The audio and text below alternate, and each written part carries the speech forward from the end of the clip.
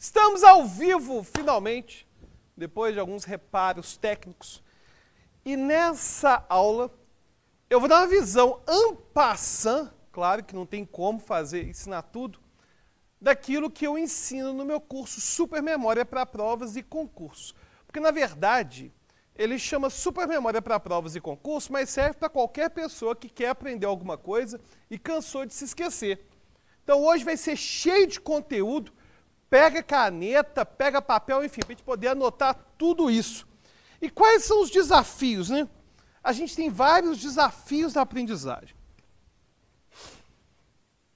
Desafios do estudante. A gente tem vários desafios do estudante. Então, se você quer passar em prova, seja a prova da faculdade, seja vestibular, hoje não fala mais vestibular, né? Enem, concurso, está querendo ler um livro e não está entendendo. A gente tem uma série de elementos que precisam ser trabalhados. A gente vai dar dicas práticas hoje, que você ao final da aula já consegue aplicar. E, infelizmente, essas dicas não são ensinadas no colégio, não são ensinadas na faculdade. Pelo contrário, a forma como o colégio e a faculdade funcionam faz com que, na verdade, as pessoas aprendam cada vez menos. Curiosamente, né? Falando, isso acontece. E aí a gente vai ter que falar sobre princípios da memória, algumas questões rápidas sobre princípios da memória. Sem entender esses princípios, vai ser difícil você ter algum bom resultado. Inclusive, isso aqui vale até mesmo para a aprendizagem de outros idiomas. Fiz uma pesquisa no meu Instagram, mais de 70% das pessoas já fizeram aula de inglês na vida.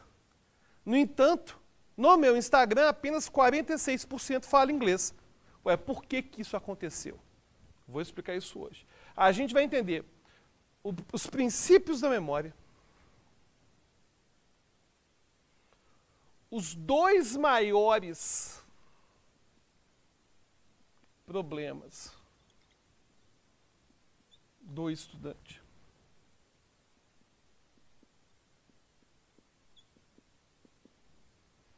A gente vai falar sobre anotações, importância, tipos de anotações, como que elas funcionam.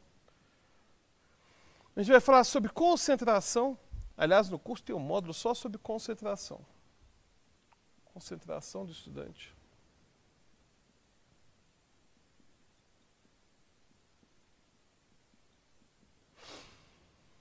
E a gente vai ter que falar também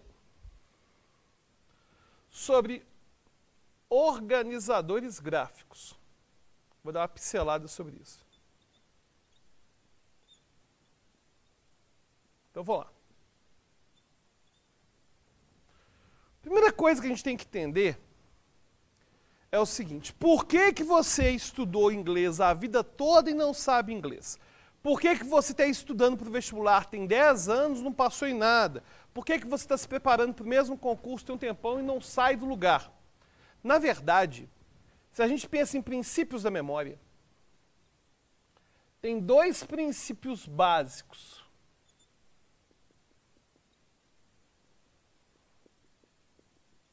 E que são essenciais.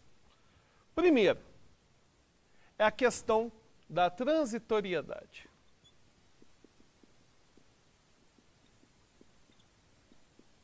Segundo, é a questão da generalização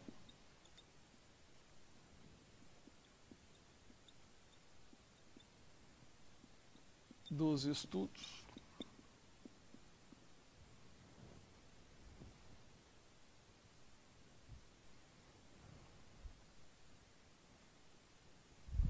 E o geral versus específico. Isso aqui eu acho que é uma das coisas mais importantes que deveriam ser ensinadas no colégio e na faculdade, não são ensinadas. Primeira coisa, entender o problema da transitoriedade. Sem sombra de dúvidas, o maior desafio do estudante, pode ser estudante dos meus cursos, pode ser alguém que está aprendendo um novo idioma, pode ser alguém que está lendo um livro, o maior desafio se chama transitoriedade. Eu sempre comento sobre a curva do esquecimento. Quando você estuda alguma coisa, vamos supor que você aprendeu uma coisa nova. Quais os elementos que vão definir, vão identificar se aquilo vai continuar na sua memória? Algumas pessoas comentam assim, Alberto, eu prefiro só prestar atenção na aula. Ou não anoto nada, só estudo final de semana. Olha só, você vai entender por que essas posturas são erradas hoje. Beleza? Bom, mas a primeira questão que vai envolver a transitoriedade, o esquecer, porque você pode esquecer, de acordo com a curva do esquecimento, de 60% a até mesmo 80% das novas informações em 24 horas. Imagina, você foi para o cursinho, assistiu uma aula, foi para o curso de inglês, assistiu uma aula, foi para a faculdade, assistiu uma aula, não importa. Passaram-se 24 horas. Você vai se esquecer de 60% a 80%. Fatores que podem fazer você esquecer menos. Existem fatores que podem fazer você esquecer menos. O primeiro é a familiaridade com o assunto. Uma coisa bem óbvia, né? A pessoa que me fala, Alberto, mas eu nunca estudei no colégio todo dia, eu sempre estudava na véspera da prova e dava certo. O ponto é que a quantidade de matéria que caía nas provas de colégio é mínima, é irrisória. Isso pode ser estendido, inclusive, para a faculdade. Então, o primeiro ponto vai ter a ver com a quantidade de matéria. Agora, o segundo, que vai ter a ver com a transitoriedade, o que faz a gente esquecer mais ou menos, se chama familiaridade. Vamos supor, por exemplo, que eu, que sou professor de psicologia, assisto uma palestra sobre introdução à psicologia, introdução à análise do comportamento. Vamos supor que isso acontece. É claro que uma aula dessa, sem fazer revisão, eu vou me lembrar dela por muito tempo. Claro que eu vou me lembrar dela por muito tempo. No entanto,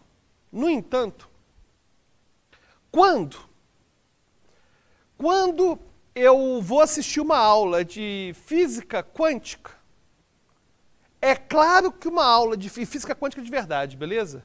Claro que uma aula de física quântica, eu vou passar 24 horas e eu esquecer tudo. Então, o ponto é o seguinte, se eu vou assistir uma aula que eu já sei quase tudo, é claro que a transitoriedade não vai agir, claro que não vai ter problema de transitoriedade. Mas se eu for assistir uma aula de algo que eu não sei, algo que eu desconheço quase tudo, é óbvio que eu vou esquecer de 60% a 80% nas primeiras 24 horas. E para evitar a transitoriedade, você vai ter que ter dois tipos de revisões.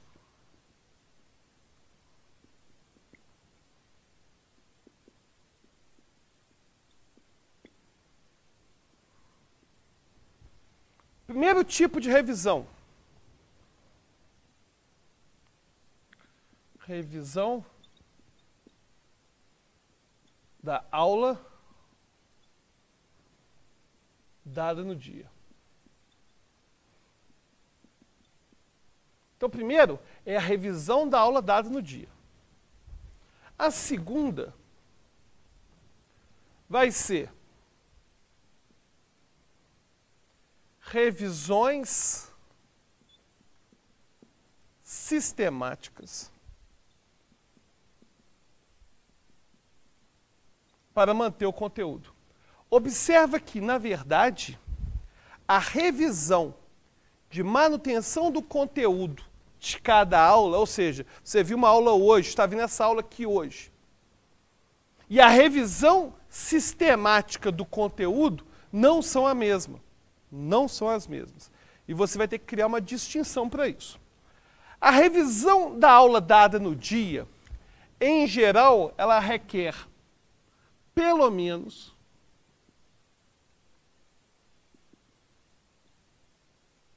10 minutos para cada hora. Ô, gente, é uma revisão rápida. Em geral, de 10 minutos.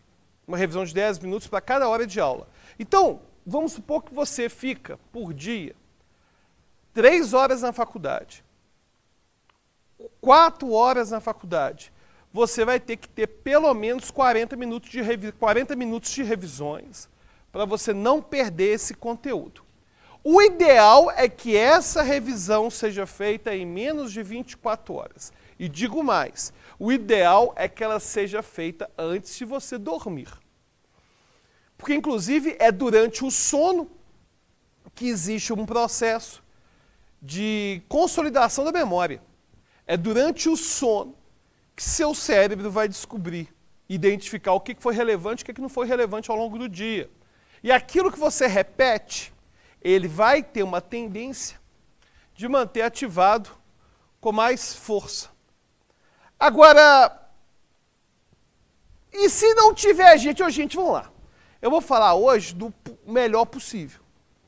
Se você não conseguir de jeito nenhum fazer a revisão no mesmo dia, cara, faz no dia seguinte então.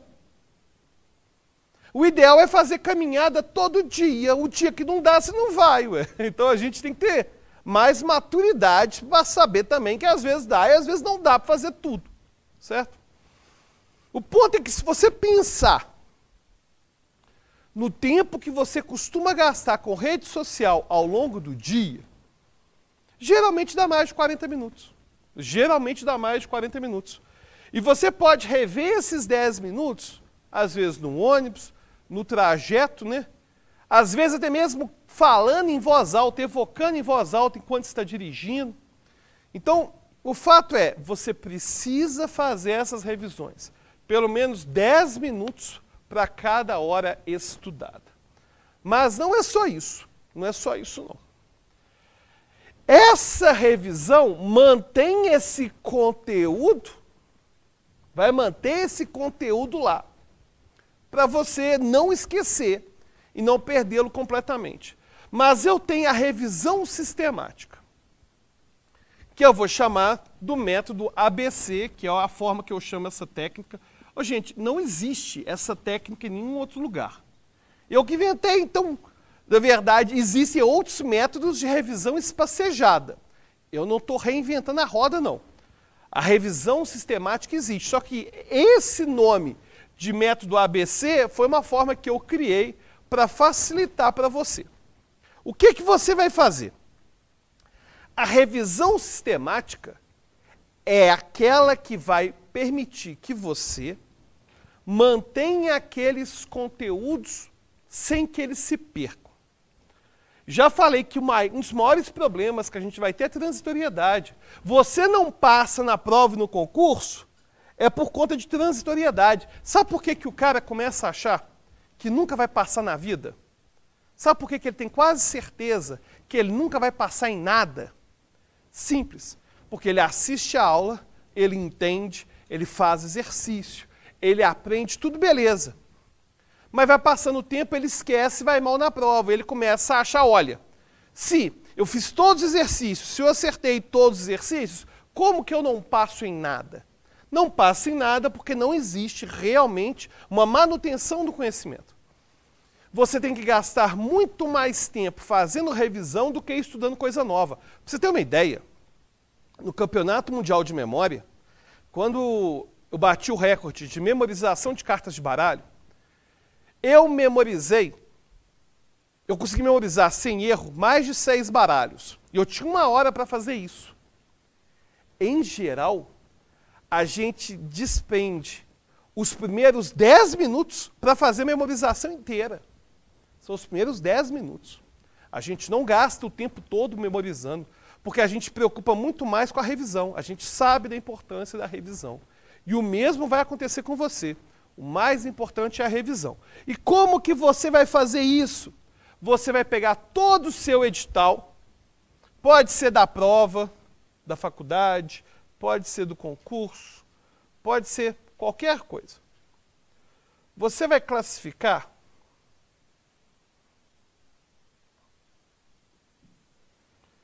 de 3 formas diferentes o conteúdo. Tem o conteúdo tipo A, que é o conteúdo que você sabe com certeza absoluta. Tem o conteúdo tipo B, que você sabe mais ou menos. E tem o conteúdo tipo C, que você não sabe nada. Ô, gente, sempre vai ter isso.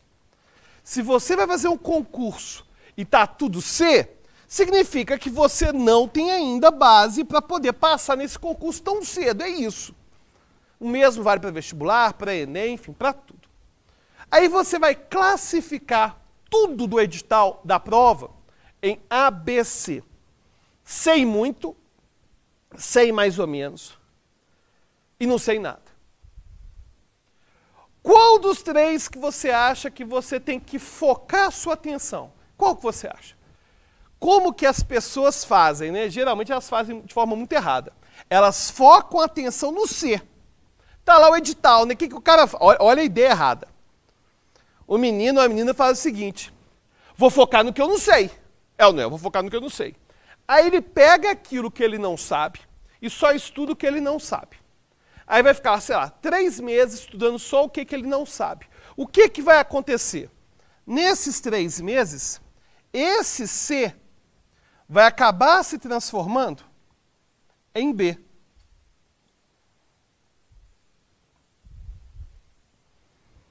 Aí ele vai chegar na prova com esse B. Alguns vão continuar C, porque não vai dar tempo. Ou seja, vai chegar na prova, aquilo que ele não sabe, alguma parte virou B, e uma parte virou C. E ele tem aquilo que ele já sabia, que é o B aqui de cima, que é o que ele sabe mais ou menos. E tem o A, que geralmente ele sabe pouco.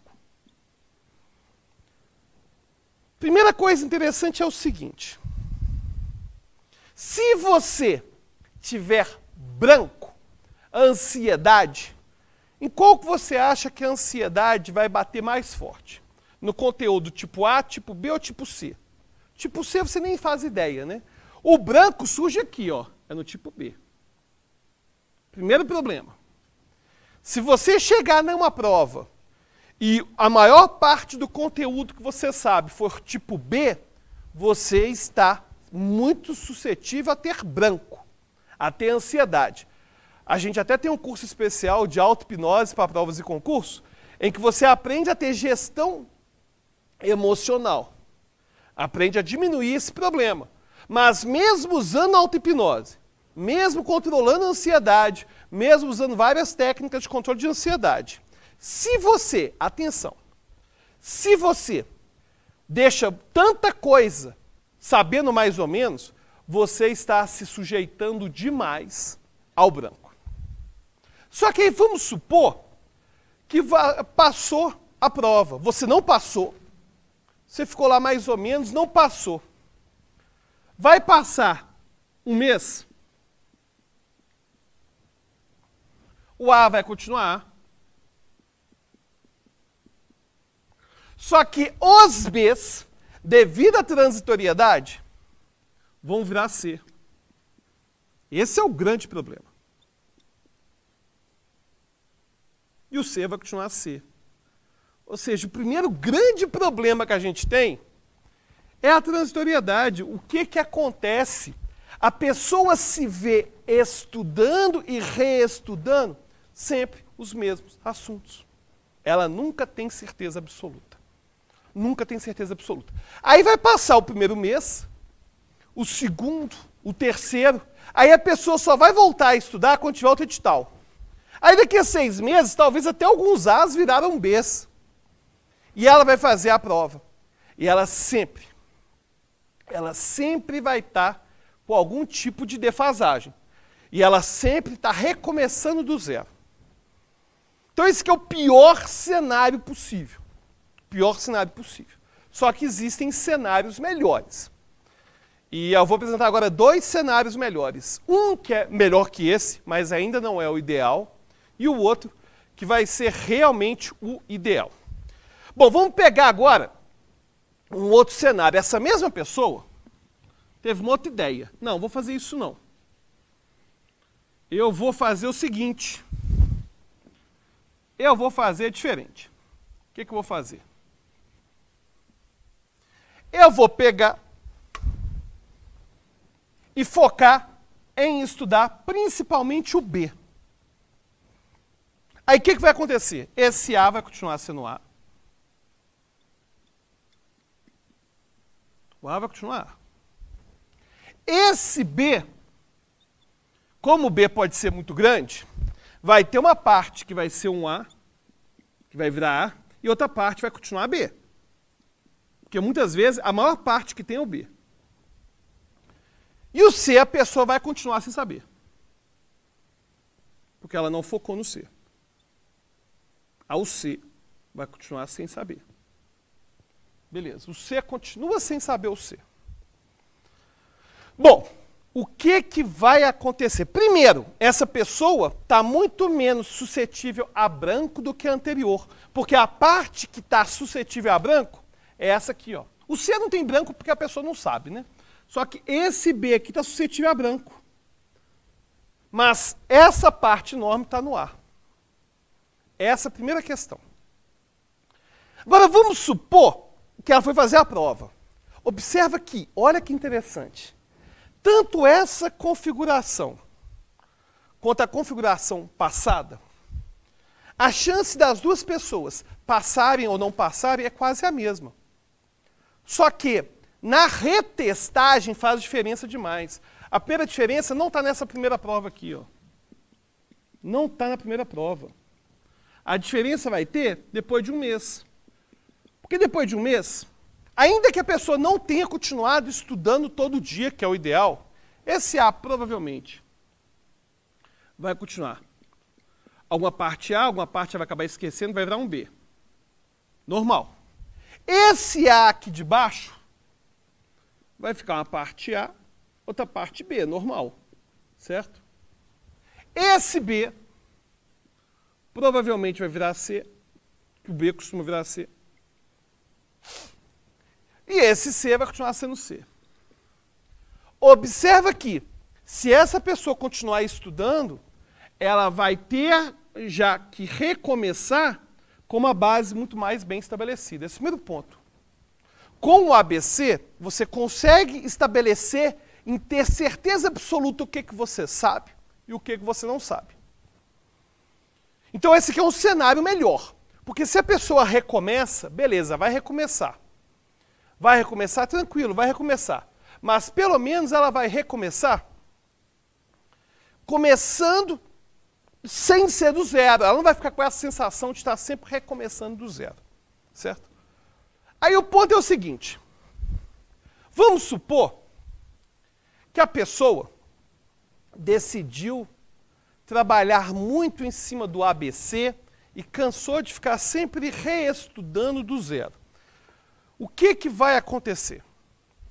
Aí vai acontecer o seguinte. Quando ela recomeça, esses Bs vão virar A e esse B vai virar A e ela vai ter uma tendência de ficar cada vez com tudo no A. Porque quando você começa a usar o ABC, a ideia é transformar tudo em A. Tem que ser, gente, para passar numa prova, você tem que ter apenas A e C. Não estou falando que você vai saber tudo da prova, não. Estou falando não. Quando eu passei no mestrado na UFMG, não foi Unisquina, na faculdade de Direito, para poder estudar Psicologia Jurídica, eu tive que fazer prova acadêmica, sobre 10 tópicos diferentes.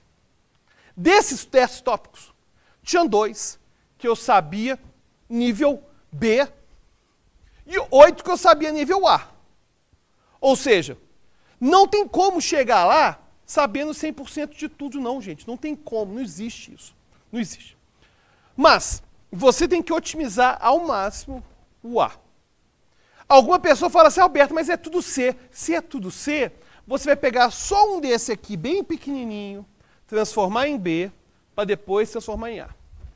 Agora, vamos supor que a pessoa está estudando de forma extremamente consistente, está estudando sempre, não está estudando só para a prova, ela está estudando não só para o concurso, ela está estudando numa preparação de médio e longo prazo. Como deve ser a faculdade? A faculdade tem que ser médio e longo prazo. Foi a escola que nos ensinou que tem que estudar para a prova. Depois isso vai para a faculdade. Eu dava aula na faculdade de psicologia jurídica. E eu ficava intrigado porque logo no início, os alunos da UFMG da Faculdade de Direito me perguntavam assim, a prova vai ser com matéria cumulativa? Claro que vai, ué. Claro que vai. Porque ao final do semestre eu quero que você esteja apto em psicologia jurídica. Eu não quero que você esteja apto em capítulo 12, certo? Ou seja, no final você tem que saber tudo. Claro que tem que saber tudo.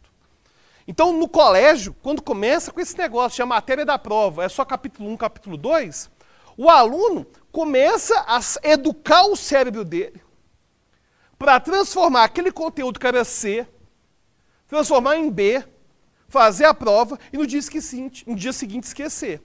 É isso, colégio é isso aí. No colégio a gente aprende a fazer isso. E é uma coisa muito errada. Agora, vamos supor que passou a primeira prova, aí você ficou aqui, ó, com esse A, com esse A, com esse B e com esse C aqui. Aí passaram 6 meses. Uma preparação aí mais a longo prazo, né? Aí passaram 6 meses. Aí esse A continuou fazendo A, continuou A. Esse A continuou A. O B virou A. E esse C virou B. E aí vai ter um Czinho aqui menor. Então eu vou colocar aqui, ó. Vai ter um B aqui, né? Vai ter um B e vai ter um C aqui que é menos menos. Dá para pegar tudo no vídeo, não é? Dá, deu para pegar tudo no vídeo. O que vai acontecer? Vai ter uma tendência que, com o passar dos meses, o aluno vai ficar com tudo A. Mas isso é suficiente? Não é suficiente. E aí vai surgir o outro problema, que é a possibilidade da generalização nos estudos. É você conseguir, de alguma forma, generalizar a sua aprendizagem para todos os tópicos. Porque a partir daqui vai surgir uma treta. Qual que é a treta? E essa treta tem a ver com neurociência. A treta é a seguinte. Imagina que você está fera na matéria da prova. E aí você vai estudar. E vamos supor que na prova cai equações de segundo grau, equação de primeiro grau, cai inequações, inequação produto, inequação quociente, função de primeiro grau, função de segundo grau, sinais de funções, logaritmo modular. Tá bom de ir para essa prova, né? Aí cai essas matérias aí de funções. Aí você transformou tudo em A e você decide estudar. Aí você faz uma lista. Olha só que isso aqui, ó, não é ensinado no colégio não, nem em faculdade, viu? Aí você faz uma lista só com equação de segundo grau para você estudar. Se eu faço uma lista só com equações de segundo grau, você concorda comigo que é uma boa estratégia para transformar em A? Concorda comigo? Claro. Pego só daquela matéria específica e vou só transformar tudo aquilo em A. Ótimo, beleza, perfeito, perfeito. Mas é suficiente? Não é suficiente por conta da forma que as nossas redes neurais se estabelecem. Imagina que eu tenho 3 tópicos, para ficar bem mais fácil de explicar. Equação de primeiro grau, equação de segundo grau e função de primeiro grau e função de segundo grau. 4 tópicos. Equação de primeiro grau, equação de segundo, função de primeiro grau, função de segundo grau. E você já, pelo método ABC, já está com A nos 4. Qual seria a melhor forma, a partir de estar tudo A, para estudar isso? Aí vamos supor que você começa a fazer cada dia ou cada semana exercícios só de cada matéria. Aí eu vou fazer uma lista com 50 questões de função de primeiro grau. Ah, vou fazer uma lista com 50 questões de função de segundo grau. Vou fazer uma lista só com equação de primeiro grau, uma lista só com equação de segundo grau. Qual que é o problema por trás dessa abordagem? Tem um problema, sim. E o problema é o seguinte. É um problema que pouca gente chega, porque em geral a pessoa fracassa aqui no ABC mesmo. Certo? Essa que eu vou falar agora é uma dica mais de alto nível para quem já superou esse problema. Muita gente pergunta, Alberto, é melhor estudar com questões e resolução de prova antiga? Depende. Depende, você vai entender agora por que depende. Se você sabe essas 4 matérias, equação de primeiro grau, equação de segundo grau, função de primeiro grau, função de segundo grau, o que você acha que é mais difícil para o seu cérebro responder? 10 questões apenas de função de segundo grau, por exemplo, considerando que a sua dificuldade em todos é a mesma, não vai ser a mesma, enfim, supondo que é. O que você acha mais difícil para você, para o seu cérebro? Resolver 10 questões de apenas um dos tópicos ou fazer 10 questões variadas dos 4 assuntos? Em geral, fazer as questões variadas é pior para o nosso cérebro. É pior para o nosso cérebro devido à forma que a nossa memória é estruturada. Se eu te falo, por exemplo, me fala palavras relacionadas com, por exemplo, animais. Digita aí, ó, o máximo de animal que vem na sua mente. Digita, por exemplo, 10 animais. Pode digitar aí esses 10 animais. E vai ter um exercício bem interessante que é o seguinte. Enquanto vocês estão digitando esses 10 animais, você vai ter uma tendência de classificar esses animais antes de falar. Claro que não é todo mundo, mas, por exemplo, é comum as pessoas começarem uma lista de 10 animais com os animais que moram dentro de casa. Ou em ambientes urbanos, né? Cachorro, gato, passarinho. Só que aí depois a pessoa começa, para buscar mais animais, ela tem uma tendência de buscar uma categoria. Ou ela vai para o sítio, ou ela vai para a selva. Ela vai ou para o sítio ou para a selva, né? Ou, por exemplo, se ela começa a falar leão, aí vai vir onça, vai vir tigre, talvez venha antílope. Vão vir vários animais que estão no mesmo universo, na mesma categoria da selva. Ou então vai para a fazenda, né? Aí começa a falar boi, fala cabra, fala porco. O nosso cérebro, ele pega essas memórias e coloca as redes neurais muito próximas. Então, é muito mais fácil, por exemplo, eu me lembrar de porco depois de eu ter lembrado de boi, do que eu me lembrar de porco depois de ter lembrado de uma coisa que não tem nada a ver. Ou seja, se eu vou falar de coisas totalmente desconectadas, o meu cérebro precisa trabalhar mais. Então é muito mais fácil eu falar, fala aí palavras conectadas com cores. Cores. Tem o azul, tem vermelho, tem preto, tem amarelo, tem roxo, tem lilás. Quando eu começo a falar as cores, essas cores saem muito rapidamente porque elas estão categorizadas juntas. Tá. E o que isso tem a ver com estudar para matemática? Quando você já está com a matéria toda, ou com as matérias nível A, não precisa ser a matéria toda não, viu gente? Mas tem que ser matérias que já estão no nível A. Você está apto a fazer provas antigas que envolvam questões que você está no nível A. Então, vamos supor que eu já estudei muito funções. Eu devo começar a fazer questões variadas de provas antigas que misturam todos os assuntos. Porque quando eu começo a ser testado, e tem que fazer exercício mesmo, gente, não tem outro jeito. Quando eu começo a ser testado com questões variadas, de assuntos diversos, o meu cérebro é obrigado a disparar redes neurais distintas.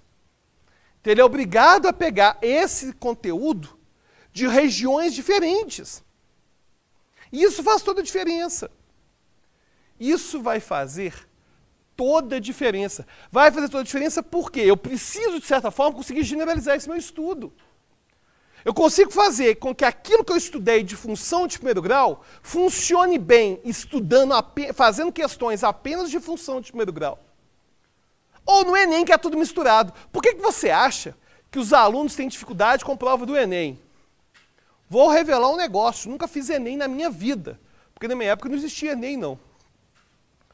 Mas qual que é a grande dificuldade do Enem? Dos problemas que surgem com o Enem?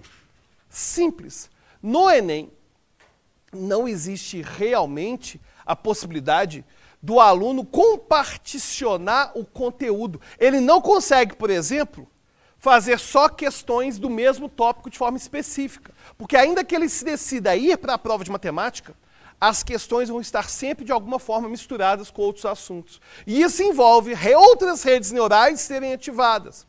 É muito mais fácil eu fazer uma prova que não mistura as matérias do que uma prova que mistura as matérias. E na mesma matéria, olha que interessante, ainda que meu conhecimento da matéria toda seja o mesmo, é muito mais fácil eu fazer uma prova inteira do mesmo tópico do que fazer de vários tópicos diferentes.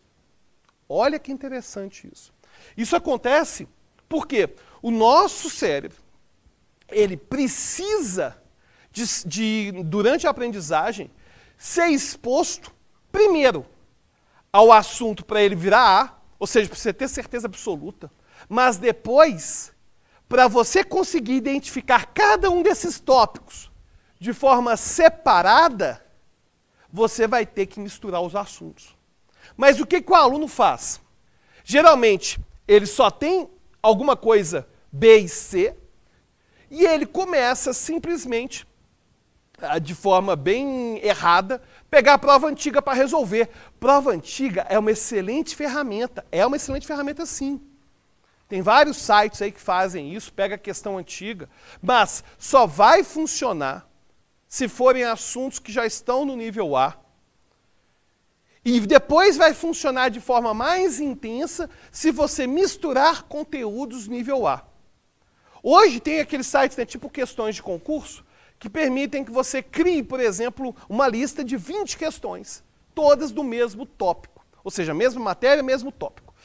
Questões de direito constitucional, apenas questões que envolvem, por exemplo, remédios constitucionais. A gente consegue fazer isso nos sites que a gente tem hoje.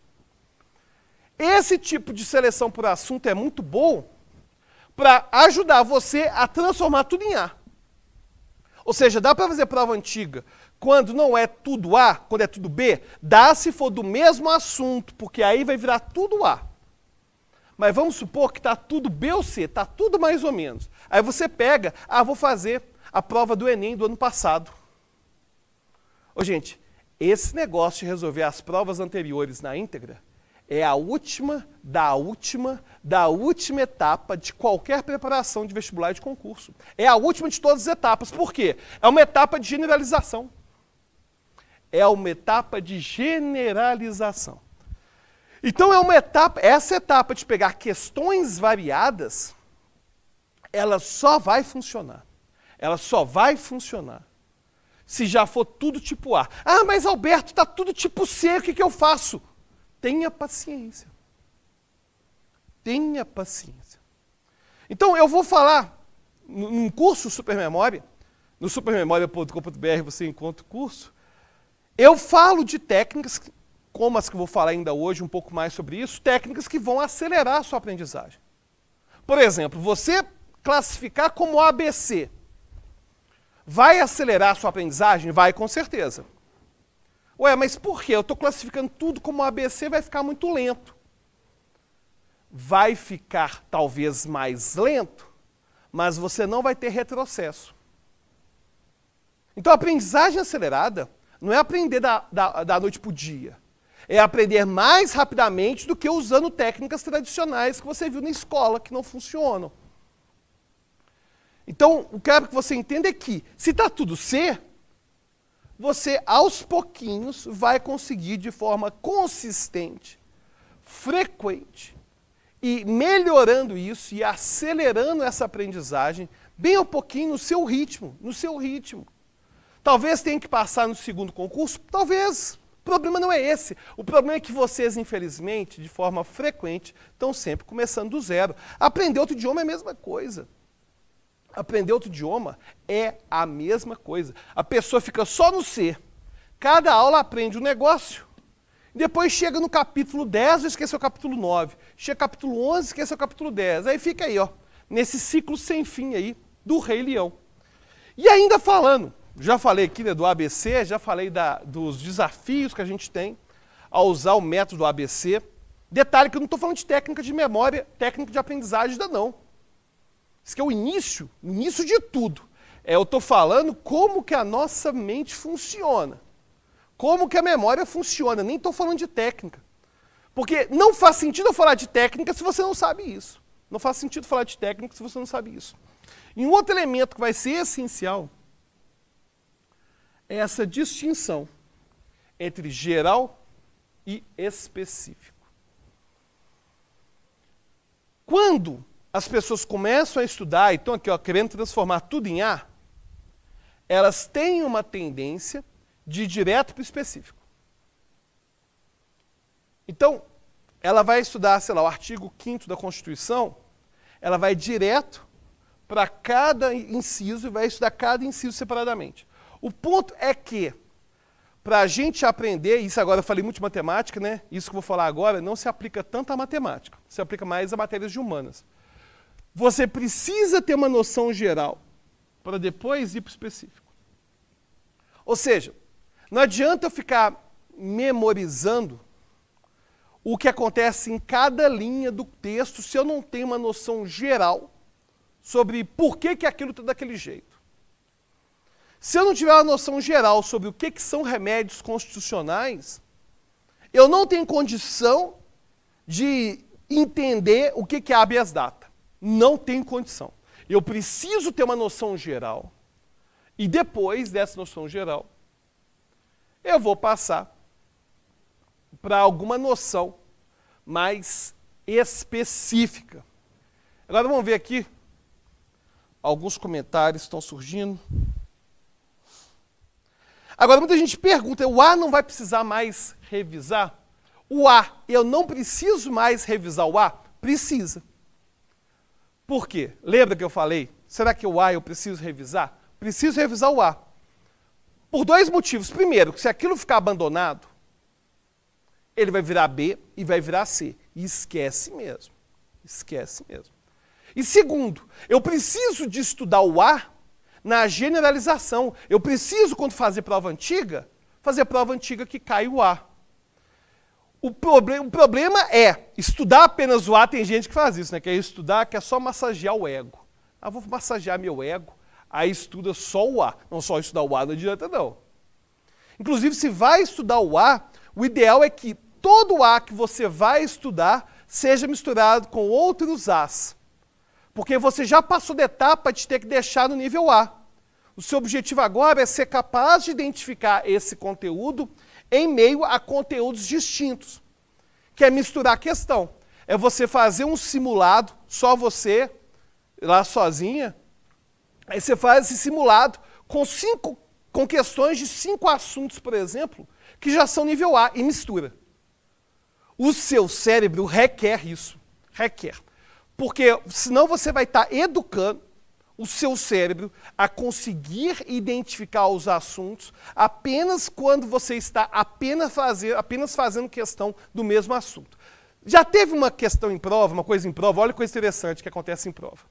Já teve com você, de você no meio da prova, uma questão, te ensinar alguma coisa para fazer a próxima? Faculdade isso acontece direto, vestibular acontece menos. Por que acontece isso? Por que acontece de a pessoa, olha que interessante, está fazendo uma questão, não sabe fazer, pula para debaixo, e na de baixo aprende e resolve a anterior. Simples. Porque conteúdos que são do mesmo assunto envolvem as mesmas redes neurais. Então, são conteúdos que estão muito próximos no seu cérebro. Então, no momento que você começou a estudar, tentou fazer uma questão, não conseguiu, passou para debaixo, aquela de baixo conseguiu, de alguma forma, ter um gatilho de memória que fez você lembrar da questão anterior. Mas só vai acontecer, e só acontece, se e somente se o assunto for muito próximo.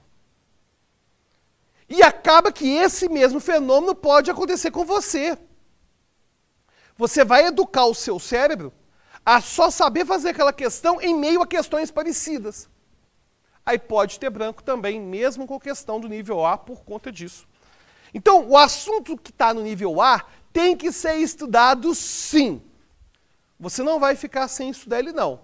Tem que estudar ele sim. No entanto, ele vai entrar muito mais nessa etapa de generalização e de mistura. Beleza? Bom, agora vamos falar dos dois maiores problemas do estudante, né?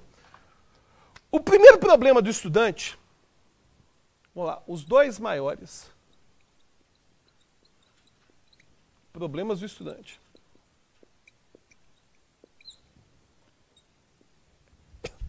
Quais vão ser esses dois maiores problemas do estudante? O primeiro problema, eu já falei várias vezes, que é a transitoriedade. Esse que é o pior de todos. Não tem nada pior do que a transitoriedade. Não tem nada pior do que a transitoriedade. Não tem. Não tem. Esse que é o pior de todos, certo? Agora tem o segundo. Não é tão poderoso quanto esse, mas contribui para esse. Que se chama multitarefa.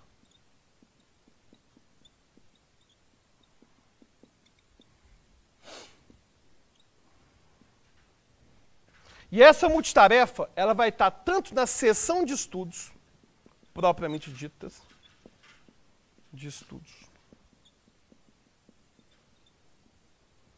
quanto na aula, seja qual aula for. Aliás, alguns de vocês estão cometendo esse erro agora, certo? E, finalmente, no dia a dia, e os três atrapalham os estudos. O que acontece? O ser humano não foi feito para fazer várias coisas ao mesmo tempo. Não foi. Inclusive, Daniel Kahneman, no Rápido e Devagar, Duas Formas de Pensar, ele comenta que a gente tem duas formas de pensar. Tem dois mecanismos cognitivos. Tem o sistema 1, que é um sistema automatizado, que é o rápido, e tem o sistema 2, que é o lento. Eu consigo, por exemplo, fazer várias coisas simultâneas que envolvam o sistema rápido. Porque, em geral, são coisas que envolvem regiões diferentes do cérebro. Por exemplo, eu consigo olhar para você e mexer com as mãos ao mesmo tempo. Eu consigo conversar com você e gesticular ao mesmo tempo. Por quê? Esse gesticular, ele é totalmente programado pelo sistema automatizado. O sistema automatizado é o que eu uso para atravessar a rua e olhar de forma instantânea se dá ou não dá. O sistema automatizado, eu vejo lá, 2 vezes 3 é 6, eu nem tenho que pensar nada a respeito. O sistema automatizado é o que permite que as pessoas olhem para um rosto e saibam que rosto é aquele. Pá, olha para o rosto, sabe que rosto que é. Inclusive tem uma condição chamada prosopagnosia, que é uma condição em que a pessoa, essa questão de identificação automatizada de rosto, simplesmente não funciona. Aí a pessoa tem que usar o sistema lento, que é o racional, para poder identificar o rosto da pessoa. O que seria esse sistema lento? É aquele sistema realmente mais sofisticado do ser humano, que envolve a razão. É o ser humano saber sobre a razão. É o pensamento assim mais complexo do ser humano. Quando eu peço para você, escreva uma poesia. Escreva uma poesia, eu tenho que parar e escrever. Para eu conversar com você, eu não consigo conversar com você, explicar o que eu tenho que explicar hoje e olhar meu celular ao mesmo tempo. Não, eu não consigo fazer isso. É impossível fazer isso. É impossível porque o meu cérebro não é capaz de fazer atividades do sistema lento de forma simultânea. A atividade do sistema automatizado dá para fazer simultânea. Por exemplo, eu consigo dirigir e conversar com alguém. Agora, quantas vezes a gente estava dirigindo com os colegas no final de semana para ir para um churrasco e sem querer você dirigiu para o seu trabalho? É o sistema automatizado errando também. Porque o sistema lento está tão entretido com a conversa que o sistema automatizado vai guiar o carro e ele acaba guiando o carro do jeito que ele acha que tem que ser. E Para estudar, gente, é sistema lento. Para estudar é sistema lento. Quando a gente fala assim, a pessoa consegue fazer várias coisas ao mesmo tempo. Não. Se são tarefas cognitivas, que requerem realmente o sistema lento, ninguém faz nada em multitarefa. Ela faz uma, para e faz a outra. Inclusive, a gente não tem evidência de que mulher consegue fazer muita coisa ao mesmo tempo. Isso é uma coisa muito mais um pensamento cultural. Se você pedir para qualquer menina, qualquer mulher, fazer 2 redações ao mesmo tempo, ninguém consegue. Ninguém consegue fazer várias coisas ao mesmo tempo. Só que a gente está inserido numa cultura que tem multitarefa o tempo todo. Que tem multitarefa o tempo todo. Você fica incapaz, você é incapaz de me assistir aqui e não está mexendo com outra coisa. Para você, é quase uma tortura apenas me ouvir. Por mais que você considere muito importante o que eu tenho a dizer. Então a gente tem uma cultura de multitarefa que vai surgir tanto na sessão de estudos, quanto durante a aula, como aqui, por exemplo, quanto no seu dia a dia. E tem um negócio, além da cultura de multitarefa, que está, infelizmente, nos tornando mais burros. No meu outro canal, tem um canal aí que é o Como a Mente Funciona, que são só mini documentários, né, de neurociência e aprendizagem. Eu fiz um vídeo chamado O Dilema das Redes, falando do seriado Netflix, mas falando sobre os danos no cérebro relacionados ao uso da internet. Provavelmente você era uma pessoa que às vezes gostava muito de ler e depois parou de ler. E hoje não tem paciência para ler. Comenta aí no chat quem tem esse problema. Uma pessoa que adorava ler e parou de gostar de ler, ou até mesmo gosta, mas não tem paciência.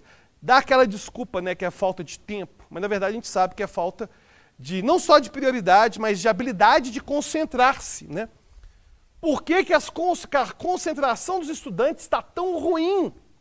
Tem a ver com esses 2 problemas do estudante também. Por que é tão difícil ficar sentado na sessão de estudos, na aula, ou até mesmo no dia a dia, sem ficar com o celular o tempo todo? A internet fez isso. Nesse vídeo do Dilema das Redes, eu mostro que, na verdade, teve uma alteração no nosso cérebro, que parte da nossa memória operacional, olha o absurdo, tem uma memória chamada memória operacional. É uma memória temporária, que guarda 7 informações, mais ou menos 2. E essa memória temporária, que guarda 7 informações, mais ou menos 2, é o que eu uso, por exemplo, para poder me lembrar do que eu vou falar para você. Ou seja, a minha memória vai processando as informações rapidamente e eu falo para você. Ou então alguém me diz, Alberto, entrega esse marcador de texto para o Zequinha. Eu não memorizei isso, mas eu sei que eu tenho que entregar para o Zequinha porque isso está na memória temporária, na memória operacional. E essa memória operacional, ela é essencial para você aprender qualquer coisa. Ela é essencial para as nossas relações, ela é essencial para a leitura. Por que a gente entende o texto? Porque a gente vai mantendo as informações na memória operacional e a gente reflete a partir dessas informações que estão na memória operacional. E o que a internet fez? A treta é a seguinte. No momento em que a gente usa celular o tempo todo e notificações surgem o tempo todo, no celular principalmente, mas também de e-mail, uma parte dessa memória operacional, 7 mais ou menos 2, vai ficar destinada a esperar a notificação. Tem noção disso? Uma parte da sua memória é destinada a receber notificação. E esse destinado a receber notificação faz, inclusive, as pessoas terem alucinações no dia a dia. Talvez você ache que você nunca alucinou na vida. Quantas vezes que a gente não cisma que o telefone celular está tocando? Você põe assim, nossa, está vibrando o celular, imagina, está vibrando. Aí você pega e ninguém te ligou. Por que surge isso? Tem um pouco de hipnose aí. Na verdade, parte da sua memória operacional está tão dedicada a esperar novas notificações que o seu cérebro gera do nada uma previsão. E é a previsão de que vai vir alguma coisa. De que vai vir alguma coisa. Aí a pessoa simplesmente vai. E sente o celular vibrando mesmo que aquilo não esteja acontecendo. Então, enquanto você ficar com esse hábito de usar o computador para estudar, para trabalhar, mexer em várias coisas ao mesmo tempo, você vai continuar tendo problema de concentração e você vai continuar tendo dificuldade de aprender. Essa ansiedade, por que a internet, às vezes, até mesmo atrapalha nosso humor? Por que as pessoas ficam mais deprimidas com a internet? Não tem a ver apenas com o algoritmo do Facebook, não. Tem a ver com o algoritmo do Facebook também, mas não é só isso não. Tem a ver também com o uso da nossa memória operacional. A gente está dedicando parte da nossa memória operacional para esperar a notificação do TikTok, para esperar a notificação do YouTube que chegou um vídeo novo. Olha só, o meu você tem que receber, beleza? Então já ativa o sininho, já escreve aqui no canal. Pelo menos aqui é aula. Pelo menos aqui é aula.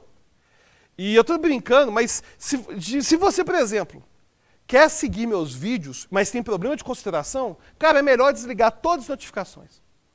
Aí quando você quiser, você vem cá me visitar, vai ser muito bem-vindo, tem muito conteúdo aqui sobre neurociência, sobre aprendizagem, sobre psicologia. E esse problema da multitarefa, olha a treta. Ele vai surgir na sua sessão de estudos, porque as pessoas não conseguem mais se entregar a uma experiência. Muitos de vocês não conseguem ficar aqui simplesmente me ouvindo. Não conseguem.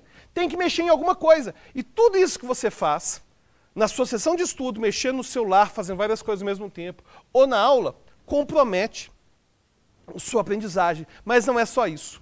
Chega aqui, ó, a último problema. Mesmo que você não use o celular na sessão de estudos ou na aula, se você está recebendo notificação ao longo do dia, você acaba treinando o seu cérebro a esperar a notificação.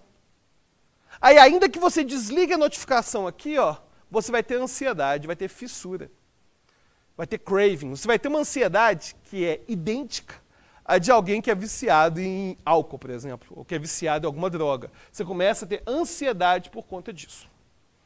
E agora, para a gente poder finalizar nosso encontro de hoje, vou falar sobre anotações e organizadores gráficos. Primeira coisa é entender a diferença entre tomar notas é diferente de criar notas. Inclusive em inglês, né, a gente tem o chamado note-taking. Note-taking que é tomar notas. E eu tenho o criar notas, seria note-making, mas o termo que uso em inglês é só do tomar notas. Qual que é a distinção dos dois? Muita gente me fala assim, Alberto, eu posso aprender apenas grifando, apenas selecionando? Na verdade, mais ou menos. Quando eu estou tomando notas, eu estou em busca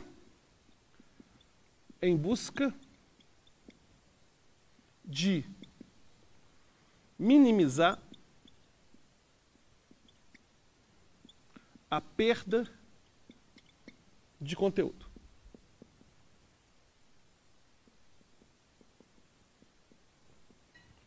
Então, quando eu estou tomando notas, eu quero minimizar a perda de conteúdo. Ou seja, estou lendo um texto. Ah, eu quero grifar isso aqui, ó.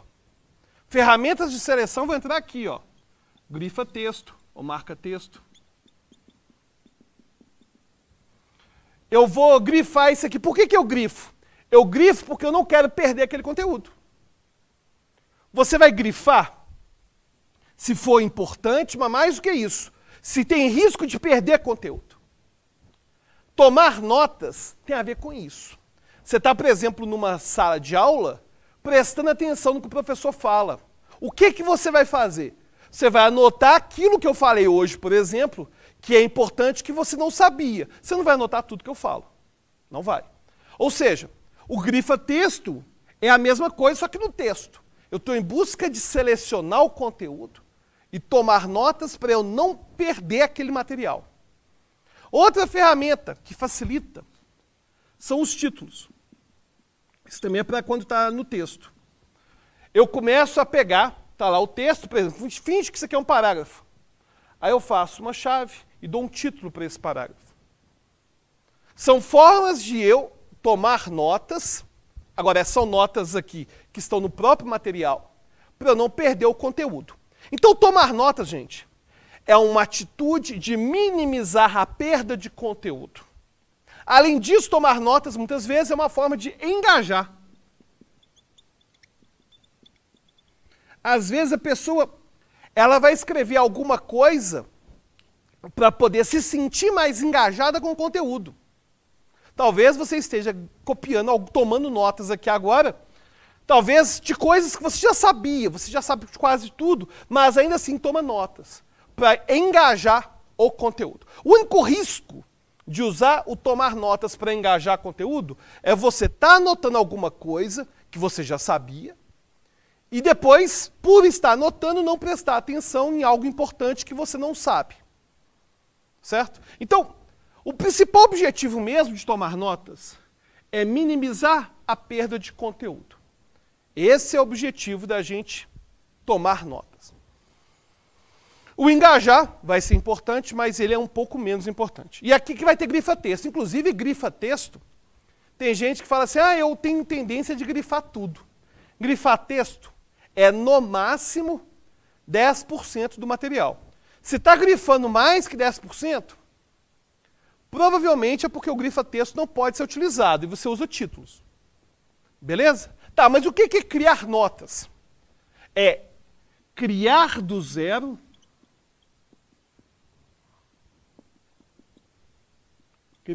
uma anotação.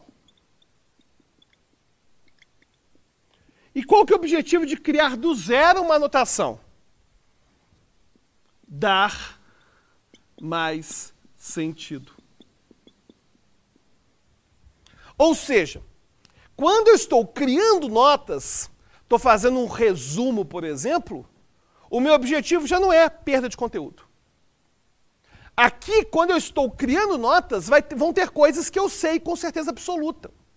Só que aqui eu estou organizando essas notas e ensinando aquilo do zero com as minhas palavras, de forma a ter sentido.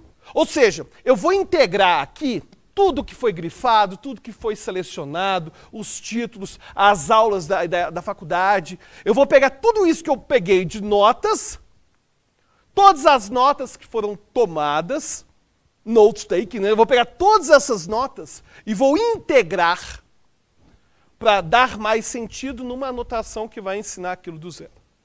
Isso que é criar notas. E aí muita gente pergunta, Alberto, o que é melhor?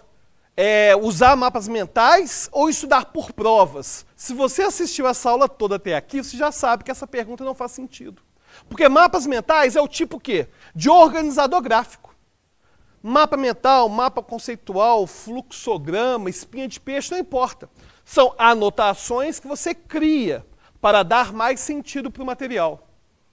E fazer provas antigas? Fazer provas antigas é uma forma de você conseguir generalizar a sua aprendizagem. Ou seja, a fazer prova antiga tem a ver com ABC, não tem a ver com isso.